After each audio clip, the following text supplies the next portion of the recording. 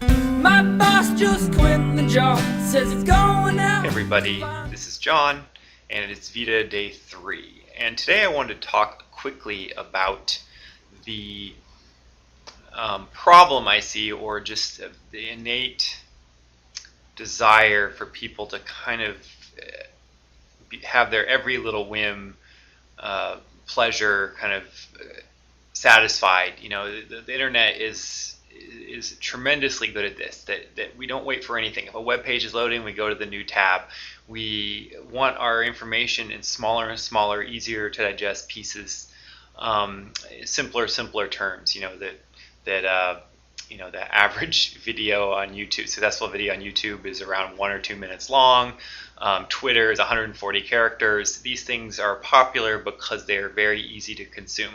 And I don't have directly a problem with this, because it doesn't necessarily mean that it's bad information if it's a small amount. But the problem with this is there's no ability to really educate yourself about complex subjects and about complex ideas and the nuance of things. And this is a problem. But also the internet facilitates very simple, kind of shallow ideas.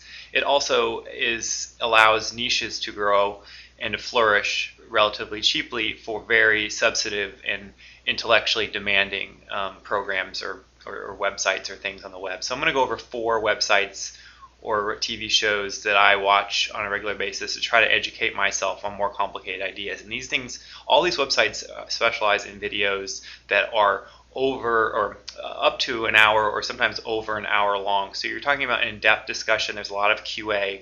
There's a lot of question and answer.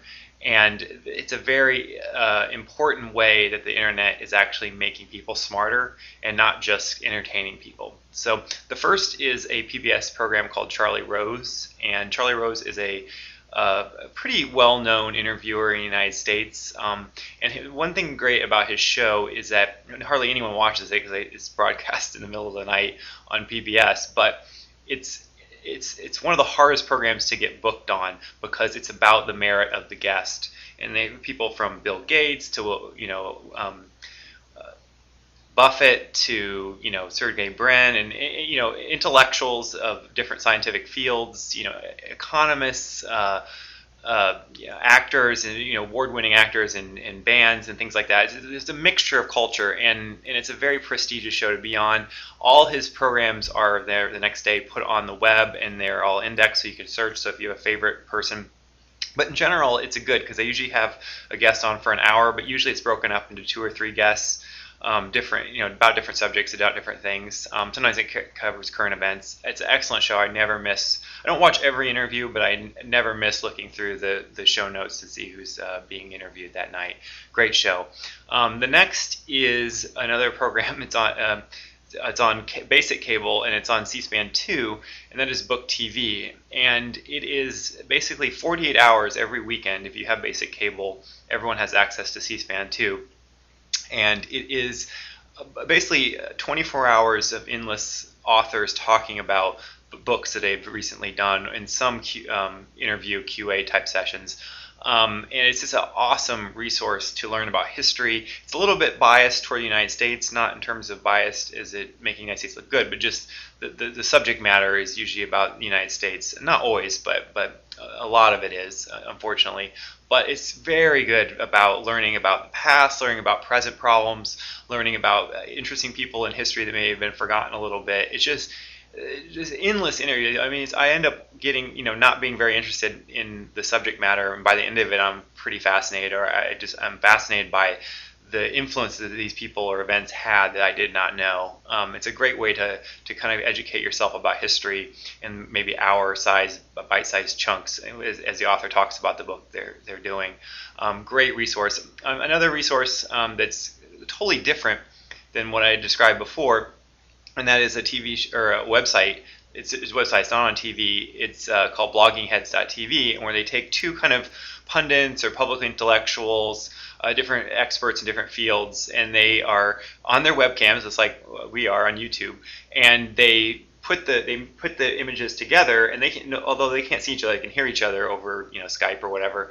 that they have a conversation, and they come out about one per day. They have one that's called Science Saturday, where they have two scientists talk about various things. Some of it's a little bit fluff, but it's really good. The website is run by Robert Wright, who is a author that specializes in evolutionary psychology. He also has a show that he does, or interviews that he does with people, and so it's kind of like a TV show, an interview type TV show, but it's done all via the web, and all the shows are archived, and you can look up by topic and by the person that you're interested in seeing. It tends sometimes to be a little fluffy and sometimes a little bit more pundit type centric, but it's still a very good resource in terms of learning about kind of current events and things that are happening, and the thinking about them. And finally, there's another great PBS program called Frontline, which is about kind of documentary journalism, and they cover various things like end-of-life care and just the politics of the day, or kind of just unseen things, there are unreported things that are major problems, causing a lot of problems in the United States and around the world.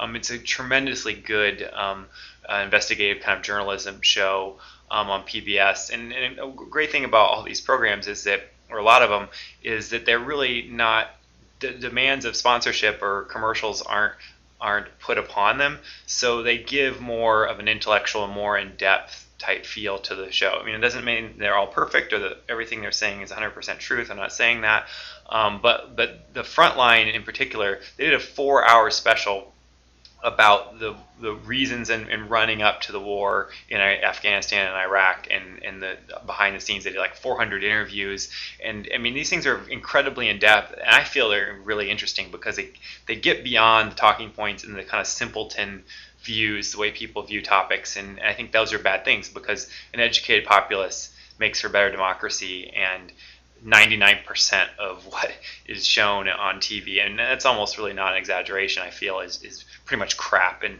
not well thought out, and telling people what they want to hear, or giving them in such a vapid way that they're really not gaining anything from it. They're just kind of reiterating what people already think. So those are great programs. Check them out.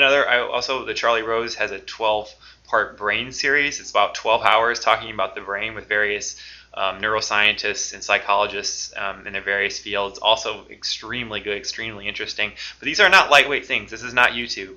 This is, you spend time, you're going to learn something about a topic, and that's the thing that I most enjoy about it. So that's a lot of suggestions. Check them out. I'll put the links in the description box, and watch them when you have the time. They're great. That's what the internet does best, is on-demand video. So I'll see you guys tomorrow. Bye-bye.